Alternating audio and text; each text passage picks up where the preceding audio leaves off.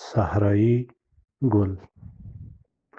شاعر: استاد عبدالرحمن پژواک. نه پوهیږم پکتیا یا ننګرهار کې،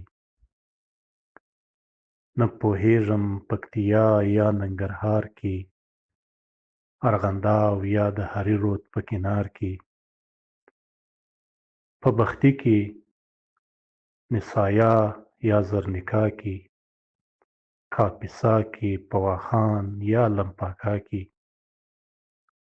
اریانا کې د سوما ترڅنګ یو ګل و چې اشنا نه د بورا نه د بلبل و. پسرلي ته یې خوله وازه په خندا کړه، پسرلي ته یې خوله وازه په خندا کړه چې دا زه یم چې ښایسته مې دا دنیا کړه. پښتون قام ته دا زما یو خبر یوسه، پښتون قام ته دا زما یو خبر یوسه، چې له راز د ژوندانه نه خبر اوسه. چې ګل نه وي پسرلي کې ژوندون نسته، چې ګل نه وي پسرلي کې ژوندون نسته، هماغسې چې نن نه وي پرون نسته. که ژوندی وي تل بهار دی دا جهان، که ژوندی وي تل بهار دی دا جهان، د ژوندي دپاره نشته دی خزان.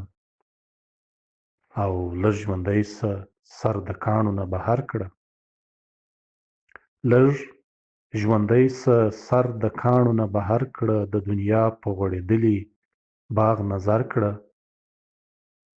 پسرلي کې هغه ګل چې بیدار نه دی،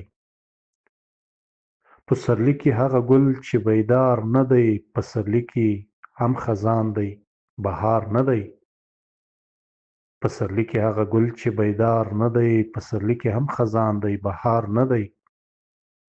کوم یو ګل چې ګلخانه کې پرېوتلی، کوم یو ګل چې ګلخانه کې پرېوتلی، په هر فصل کې تازه دی غوړېدلی.